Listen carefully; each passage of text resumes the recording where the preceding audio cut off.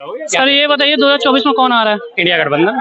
क्यों ऐसा क्यों इंडिया गठबंधन? यहाँ 400 पार का नारा लगा हुआ है। तो नारे तो लगते रहेंगे, नारों का क्या है, नारे के सारे पूरे हो गए। ये तो सत्ता की राजनीति है, नारे तो लगते रहते हैं। नारे तो पहले भी लगे थे और आज भी लगे हैं। मतलब आप सीधा सीधा कह रहे हैं इंडिया गठबंधन आ रहा है? अभी गठबंधन की कोई बात ही नहीं कर रहा सर तो बोल रहे हैं। अभी तो नहीं, ये तो लोगों के मन के विचार हैं।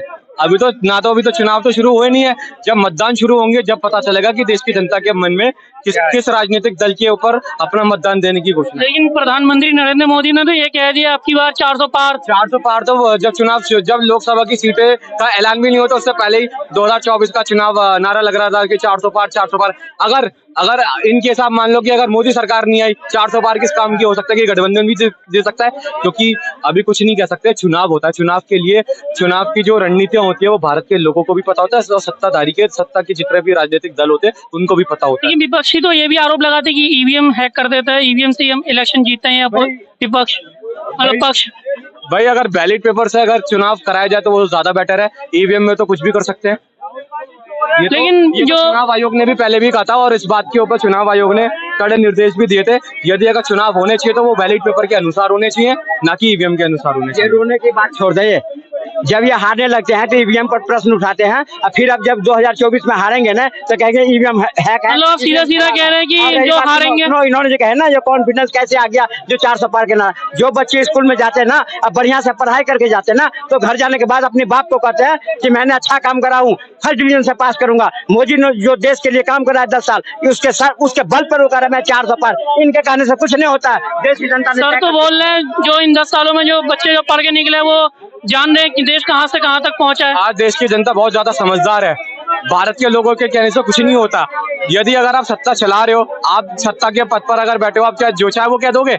देश की जनता बहुत समझदार है। और भाई साहब बोल रहे देश की जनता बहुत समझदार है। देश की जनता ये भी देश की जनता समझदार ऐसे हैं कि आज 60 साल में कांग्रेस ने कभी एक गाँव में एक सिलेंडर दिया, लोग कैसे जिंदगी जी रहा था। आज गाँव के लोगों को जाके देखो, वहाँ की कल्चर के देखो, वहाँ की व्यवस्था देखो। लेकिन एक सवाल लेकिन एक मिनट जो वहाँ की मूलभूत सुविधाएं बदली है। हर घर में बिजली है, 24 घंटा बिजली आती है, हर घर में पानी। एक सवाल तो ये भी उठा है कि इलेक्शन जैसे ही आते हैं वैसे ही सिलेंडर और पेट्रोल के रेट कम हो जाते हैं। ऐसा क्यों? उससे पहले 5 सालों में क्यों नहीं रहते? क्योंकि इलेक्शन तो अब आ रहे हैं ना। ये मोदी सरकार की बात नहीं, अंतर्राष्ट्रीय वो होती है। नहीं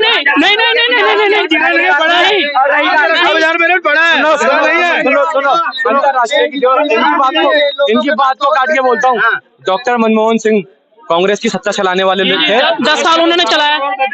देश के प्रधानमंत्री भी रह चुके, लाइफ टाइम इकोनॉमिक्स का बेस्ट अवार्ड भी मिला है। और जो आज जिस प्रकार देश की अर्थव्यवस्था बिल्कुल माइनस में, उन्होंने मोदी सरकार को इतनी फटकार लगाई है, कभी 10 साल में कभी नहीं हुआ जो देश की अर्थव्यवस्था खराब है। और दूसरी बात, जो इतना बड़ा आज मोदी जी पद पर बैठे हुए हैं, और आप देश की मणिपुर में देख लो कितना बड़ा हादसा हुआ था, और देश के माननीय नरेंद्र मोदी जी ने मणिपुर जलता चला गया और उसके ऊपर एक 36 सेकंड की निंदा करी। मोदी जी संदेश खाली जाते हैं बंगाल, लेकिन बाद में मणिपुर क्यों नहीं जाते? मणिपुर वो क्यों नहीं जाते? मणिपुर की इन्होंने कहे मतलब आप सीधा सीधा कहते हैं कि सीटों का खेल है मणिपुर। भैया लोकसभा की सीटें देखो, मणिपुर में 2 है, बंगाल में 18। मतलब आप सीधा कह रहे हैं कि सीट की वजह से वो बंगाल गए, ना कि मणिपुर गए। मैं इन दोनों के जवाब दे दूं। Best prime minister of India Manmohan Singh, बहुत बढ़िया प्रधानमंत्री, बेस्ट फेंकू ऑफ दुनिया नरेंद्र। पढ़ा लिखा था, लेकिन ऐसा पढ़ा लिखा किस काम के, जो उसी के पार्टी के युवराज उसके अध्यादेश को उसके मुंह पर फाड़ के फेंक दे। सुनो फाड़ के फेंक दे। और फिर प्रधानमंत्री, युवराज क्या होता है? पाकिस्तान के प्रधानमंत्री ने कहा हिंदुस्तान के प्रधानमंत्री का व्यवहार ऐसा है जैसे देहाती औरत के तरह हो। ऐसे प्रधानमंत्री किस काम के, जो अपना फैसला नहीं ले सके, उसके पीछे देश का करप्शन होता रहे। अब इनसे पूछो पीपी, अब रुको, अब जवाब देके जाना चाचा, जवाब देके जाना। पीपीपी क्या होता है? पीपीपी पे रैंकिंग लास्ट क्या होती है? पहले पूछो, बताइए। पीपीपी क्या होता है? पीपीपी में रैंकिंग क्या होती है सर? अरे जाओ तुम पीडीपी या पीपी करते रहो, कुछ नहीं होगा। तुम्हारे सब करने से कुछ नहीं होता। ये तुम हार चुके सरकार तो रैंकिंग होती है। नरेंद्र मोदी तो आज के 4 दिन हुए उनको प्रधानमंत्री बने हुए। इससे पहले तो अटल बिहारी वाजपेयी जी ने भी प्रधानमंत्री थे और अटल बिहारी वाजपेयी ने एक बात जरूर कही थी कि सरकार आएगी जाएगी मरेंगी बिटेगी लेकिन देश का सर्वनाश नहीं होना चाहिए। आज मोदी सरकार के अंदर क्यों इतना सर्वनाश हो रहा है? मणिपुर इतना बड़ा राज्य है, जल के राख हो गया, और पूरा राज्य जल के राख हो गया, लेकिन प्रधानमंत्री नरेंद्र मोदी जी नहीं गए वहाँ मणिपुर, लेकिन बंगाल तो गए।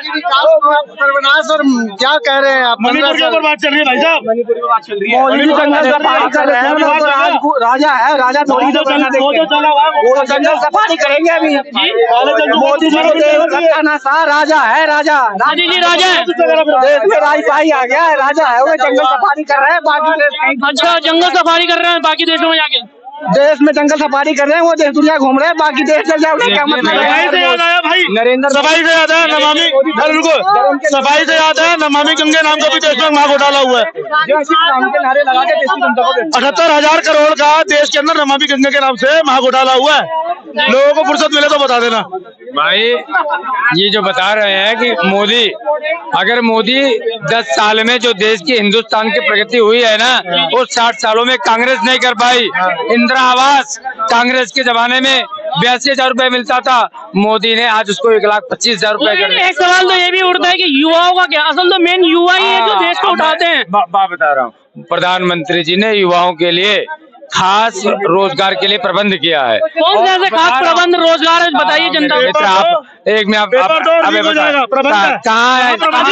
अभी एक बिहार का बीपीएस का पेपर लीक हुआ है। मेरे मित्र, मोदी जी ने देश के, देखिए कोई भी सरकार आ जाए, गवर्नमेंट नौकरी, मोदी जी ने इसी लाल किले से कौशल रोजगार योजना के तहत जाकर वहाँ अपना मोमबत्ती बनाना, कंप्यूटर, लैपटॉप, ये तमाम तकनीकी ज्ञान मिलकर जिससे हमारे देश के युवा अपना, अगर उनको रोजगार न मिले तो रोजगार कर सकते हो, और जिससे बेरोजगारी।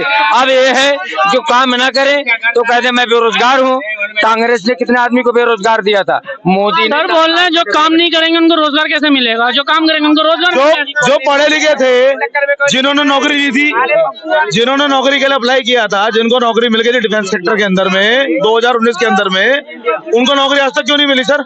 उनको तो अप्रूवल भी आ गए थे, उनको लेटर भी आ गए थे, फिर उनको तो नौकरी देनी चाहिए थी। अग्निवीर पेंशन जो अग्निवीर स्कीम जो उसके बाद लागू कर रही थी, क्यों नहीं करी? एक मिनट बात पूरी होने ना बाबू, ठीक है? उनको नौकरी क्यों नहीं मिली? क्या वो पढ़े लिखे नहीं थे? क्या वो क्वालिफाई नहीं थे? क्वालिफाई नहीं थे ना, सरकार ने उनको अप्रूवल कैसे दे दिया था? फिर नौकरी क्यों दी? ये बताओ। बता रहा हूँ। अब दूसरा सवाल पूछो इनसे। इसके इन्होंने क्या सवाल पूछा? दूसरा सवाल क्या पूछा? उन्होंने बोला है कि जो पढ़ेंगे नहीं लिखेंगे नहीं उनको रोजगार कैसे देंगे? अबे बाप बताओ, अभी पिछले महीने पेपर लीक हुआ है, यूपी में भी हुआ है, बिहार में भी हुआ है। पेपर लीक हुआ है, क्यों हो रहा है? बिना पेपर क्वालिफाई किया तो आप नौकरी दोगे नहीं, रोजगार खत्म ही कर रहे हो ना। और एक छोड़ो 9 बार एक ही कंपनी को ठेका दे रखा है आपने, 9 के 9 बार वो पेपर लीक कर रही है। हाँ बोल। देखिए, ये जो भाई साहब बता रहे हैं, रोजगार की बात कर रहे हैं। देखिए, देश में पढ़ाई, हमारे देश में जब पढ़ाई होती है तो पढ़ाई का मतलब है नौकरी। पढ़ाई का मतलब नौकरी नहीं है पाना, पढ़ाई का मतलब आप खुद पढ़ाई ऐसे करो कि खुद को 10 आदमी को रोजगार दो। तो हमारे देश में हमारे पूछना कि ये जो है छाती पीट रहे हैं लोग, कोई रोड मैप है कि वो जीत रहे हैं? तो जब जीत ही नहीं रहे हैं, रोड है क्लियर। उनके जब 85 जो बड़े बड़े गद्दावर एक रेट के नेता हैं, वो लड़ना ही नहीं चाहते चुनाव, और ये भाई साहब चिल्लाने से कुछ होना है? नहीं होना ना। अब आपकी नौकरी और आपका एजुकेशन, आपका जो, मैं एक बंदा है मेरे यहाँ आज ही मिला, वो कहता 8 बच्चे हैं, मैंने मियाँ बीबी लेके 10 हो गया, 50 किलो राशन आ गया। मैंने माँ बाप, कह रहा पिताजी हमारे नहीं है। मैंने मेरी माता जी को वृद्धा पेंशन और वो मिलता है विधवा पेंशन, और वो सीनियर वाला दोनों मिलता है, वो गाँव में है। अभी टॉयलेट बन गया है, छत जो है वो डल गई है, अब मजे से वो ले रहे हैं, लेकिन पूछोगे तो कभी वोट नहीं देते। तो यही मानसिकता जो है इसको खा रही है, और इसलिए जो है ये इस धरातल पे जा रहे हैं। और ये लोग गवाह हैं, ये लोग गवाह हैं कांग्रेस के धरातल पे जाने का, पतन के जिम्मेदार यही लोग हैं। सीधा कह रहे हैं कांग्रेस के पतन का कारण यही लोग हैं। ये फॉलोवर है, कार्ड फॉलोवर है, जो रूटवादी थे। एक सेकंड, जो रूटवादी, दूर कर दूं, भाई साहब मैं कुर्सी पे बैठे वाले सवाल पूछता हूँ, चाहे कांग्रेस बैठी हो चाहे बीजेपी बैठी हो, ठीक है ना? मैं वोट दे रहा हूँ, मैं वोट दे रहा हूँ, मैं अपने वोट का हक जानता हूँ। मैंने नौकर रखा, नौकर नेता को अपना, मैं नेता का नौकर थोड़ी हूँ यार, हद कर दी यार। जो रूढ़वादी रह गए कांग्रेसी, जो रूढ़वादी समझते हो, जो विचारधारा बदल ही नहीं पा रहे हैं, रूढ़िवादी जिसकी विचारधारा बदली नहीं। हाँ, वो रूढ़वादी अपने को वहीं खड़ा है, और जो बदल गए, अपडेट कर गए, वो उसमें ट्रांसफर हो गए। इसलिए जो है उधर वोट सेक्शन बढ़ गया और उधर वो जो है मेजोरिटी में आ गए। पहले क्या था कि कुछ लोग ऐसे मानसिकता के थे, उनको समझ ही नहीं आ रहा था कि हमने करना क्या है, इसलिए वो सरकार बन रही थी। अब धीरे धीरे उसका असर खत्म हो गया, अब उनका रोड मैप नहीं है कुछ। बड़े गद्दावर नेता एक रेट के लड़ना ही नहीं चाहते किसी सीट पे, तो लड़ेंगे नहीं, जीतेंगे। 35 सीट वाला तो प्रधानमंत्री बनेगा नहीं। आकलन यही दिया जा रहा 35 से 40। ममता दीदी 40 का टारगेट दे रही है कि कांग्रेस 40 से ऊपर नहीं आएगी। अगर आपके साथी, आपके साथ के लोग अगर इस तरह का आंकड़ा देंगे तो फिर कहां से सरकार बनेगी? फिर क्या चिल्लाना, क्यों गला फाड़ना? फिर उसको मान लो ना, जो फैक्ट है उसको स्वीकार करो। लेकिन अपोजिशन तो ये भी आरोप लगाती है कि जो बीजेपी है वो सारे विपक्ष पे ईडी और सीबीआई की रेड मारती है। क्यों ऐसा क्यों? ले दे के सुनो, ले दे के कोई मुद्दा नहीं है, किसी तरह का कोई मुद्दा नहीं रह गया है। अब यही रह गया है कि भैया आप कुछ कहें क्या, जनता को बताएं क्या? तो कुछ तो बताएंगे, कहेंगे देखो लाचार हैं हम, तो ईवीएम के चक्कर में थे, ईवीएम तुम लाए, तुम उसी से जीतते रहे, मोदी को मत आने देते, ईवीएम अपना ताकतवर कर लेते, आप कर लेते सारे काम, आप नहीं कर पा रहे हो तो हाय हाय चिल्ला रहे हो। सामने पहलवान लड़ने वाला तो चाहिए ना, जब है ही नहीं तो बात ही खत्म।